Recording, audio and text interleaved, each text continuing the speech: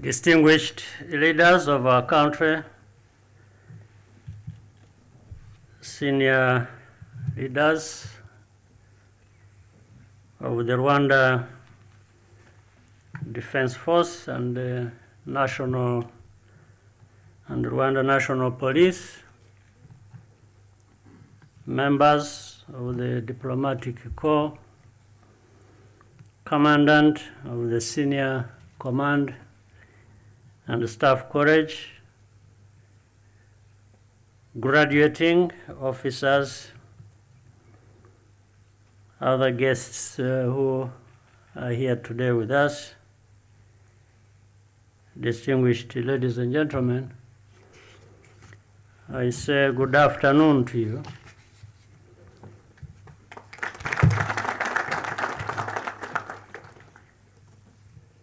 I'm pleased to be back in Nyakinama for this 9th graduation of the Senior Command and Staff course.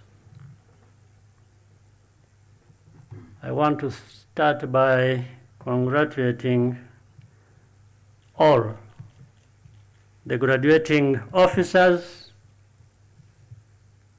your families,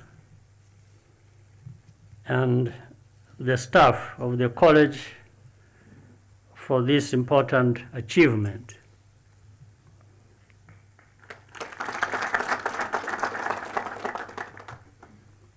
The continuous acquisition of knowledge and skills and the training of leaders in all fields is an important part of Rwanda's development trajectory. The armed forces are therefore no exception. This mission of this college is to educate a professional officer corps to serve our country's needs and aspirations. I'm pleased to hear of the college's efforts to modernize in keeping with global trends. The 47 officers graduating today embarked on this course with a clear understanding of the role of the Rwanda Defense Force as an integral part of our country's identity and transformation journey. You all have a part to play in ensuring that we reach our objectives.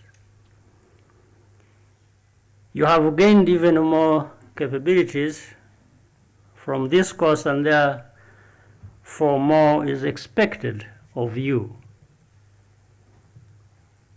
I hope you will step into your new roles with fresh insight and enthusiasm. There are important challenges that require your leadership, as well as constant collaboration with other institutions. First, we must continue to consolidate the values of trust, consensus, and the accountability that characterize our society, and to which our defense and security institutions have always actively contributed. Second, as 21st century officers, you will operate in a volatile geopolitical and security environment as part of an ever more interconnected world. Interconnected and equal as well. Mark my word, unequal. And therefore, it adds another dimension of responsibility. How do we, based on this knowledge and commitment, and even if limited resources, how can we raise ourselves to that level where we feel we are equal with others? This unequal, or raising ourselves to the level where we feel we are equal to others, is loaded with many other things. And it's also an issue of mindset. It's an issue of choices we have made or we want to make going forward. It's an issue we have talked about several times in the past, and we may talk about it several more times in the future. But my point is, it isn't just about talking. It's about doing the very things that will take you where you want to be. Let me digress a little bit here to elaborate some few points. We were talking about modernization, we were talking about the knowledge, acquired skills, in the training, in so many fields. I saw something lacking that I thought I needed to mention here and make sure that those responsible will make everything possible for what has not been happening to happen. You'll agree with me, the graduating officers here today, throughout the many weeks you had here, same time, many others who were here before you, something was lacking in understanding or utilizing IT, information technology.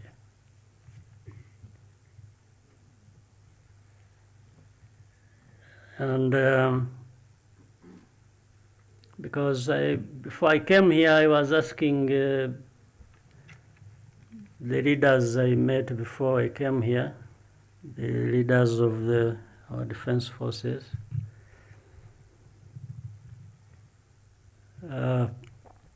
how much that is utilized here to help students make broader studies and actually learn that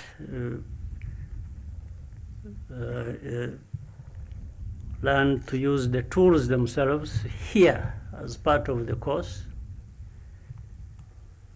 And The answer was, I understandably, clearly, that one which I didn't want to hear.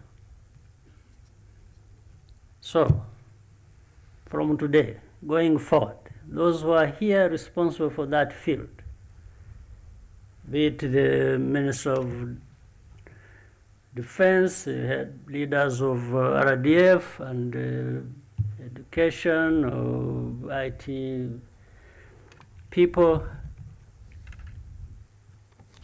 when I come back here and I find that has not taken shape that it must, you will be in trouble.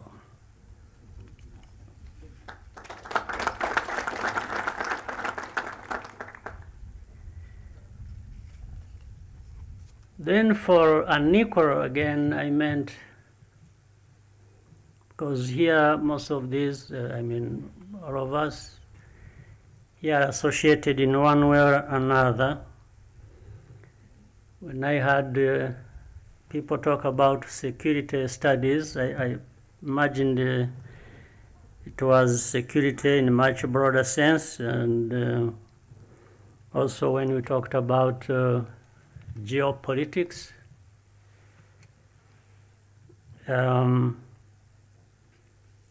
our country, I think we have a good understanding of who we are, where we are coming from, and where we are going and want to be. There's something intriguing when we are talking about lack of security in some aspects.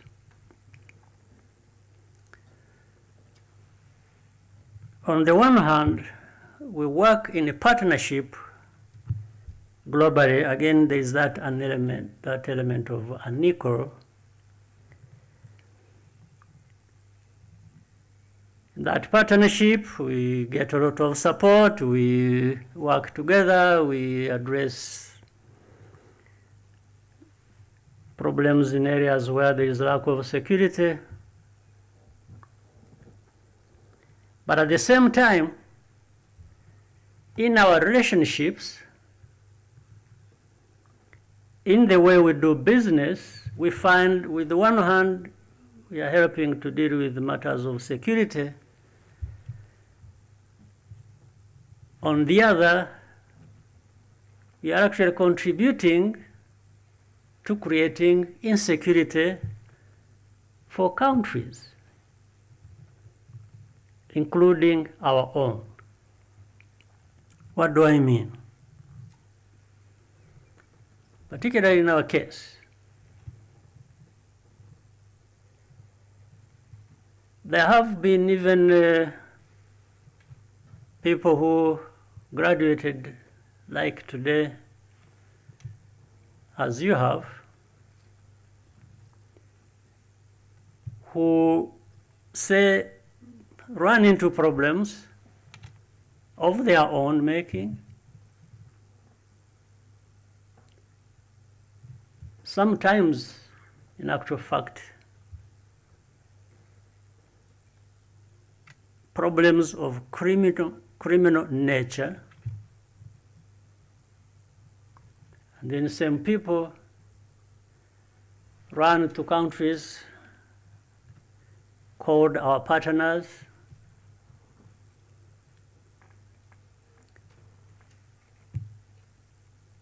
tell a lot of lies. They are welcomed. These same people turn around and actually get involved in acts that cause insecurity for the country. Now, I'm saying this because it has more or less become a trend. And it doesn't matter how much time you take to explain, it seems to go on and on and on with our partners. So I'm just telling our partners that don't help on one hand to deal with problems of security, meaning helping build capabilities and other things, and even support development, which is an integral part here of the broader security we talk about. At the same time, give ground for insecurity to develop that will come and reverse what we have been building together, meaning our countries and then with our partners. So those studies you are talking about, those who undertook security studies, I hope you just didn't go through it in a traditional sense without bringing it to bear on these realities that you and your countrymen and women go through every day.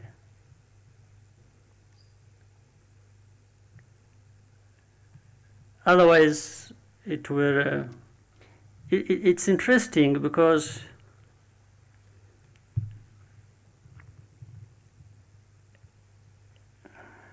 you read books, or you write books, you study.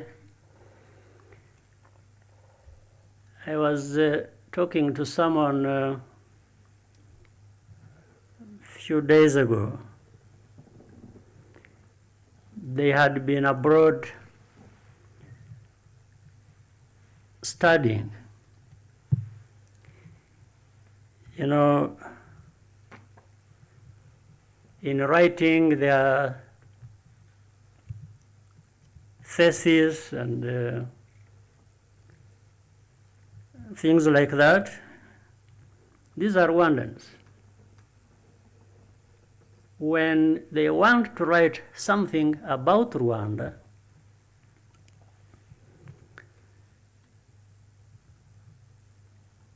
in the context of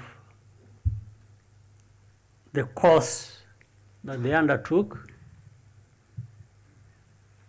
the readers say of this course will tell them no, not to touch it, not to talk about it, that they look for something else.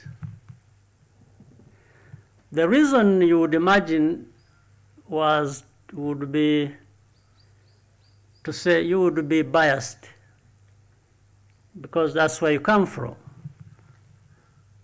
No, because that would be a simpler problem to address. The one who will mark you and who is supervising you can easily actually point that out and even penalize you for being biased. That's not a problem. But the reason is, no, they have set a narrative about Rwanda, for example, and they don't want anything deviating from that narrative they have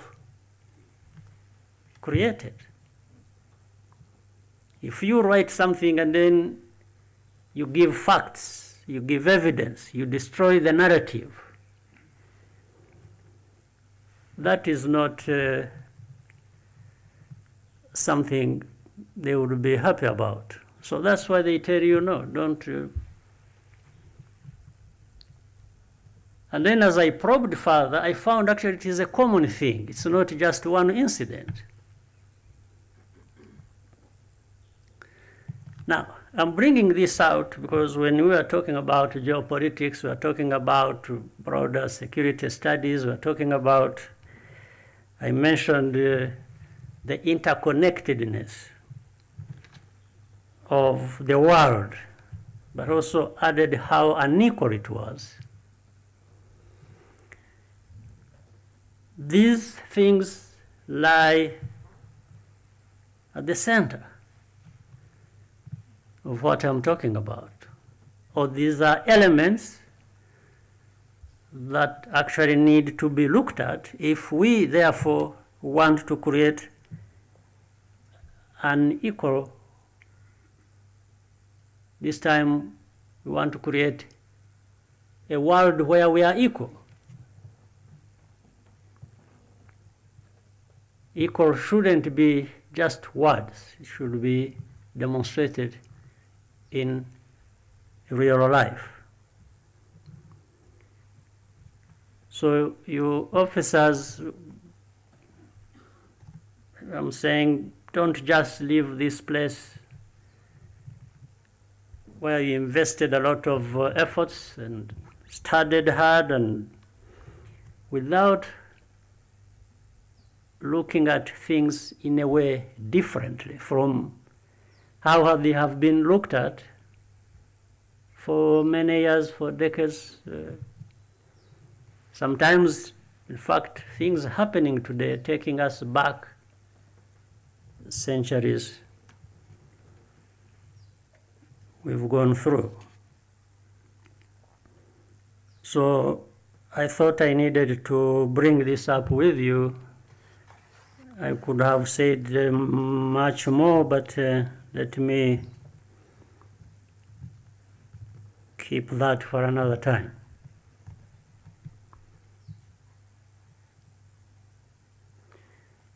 So here we are on, we find ourselves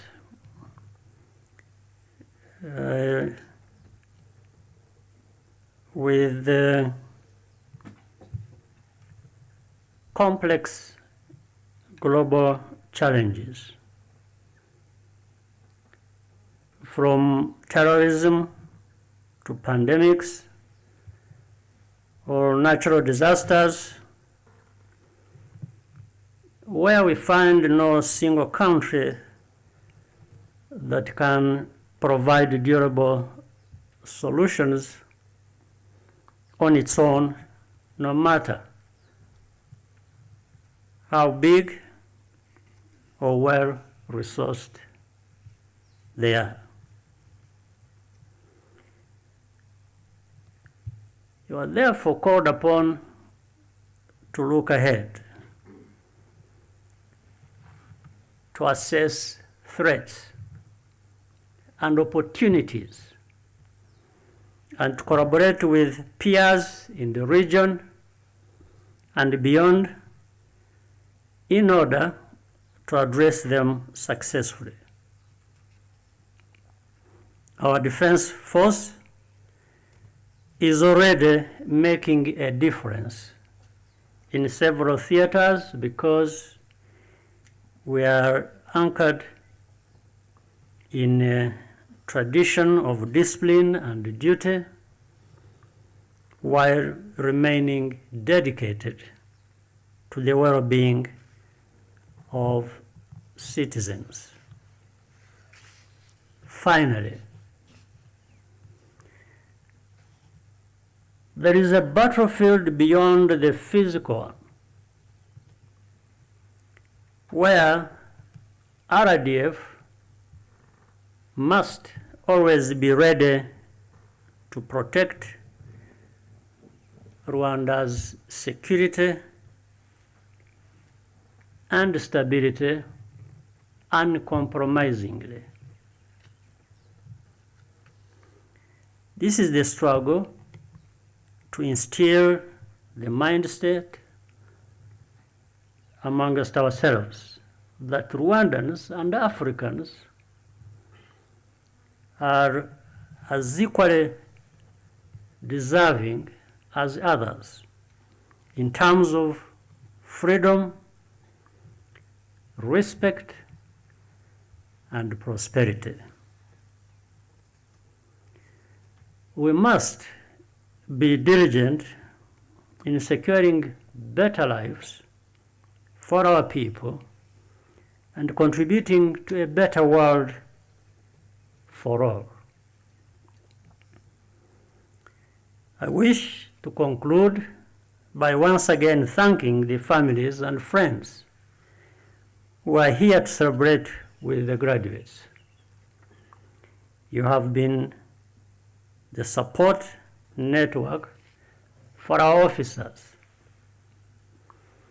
and by extension, for our entire defense force. Congratulations, and we wish you all the best as you continue with your careers in our defense force.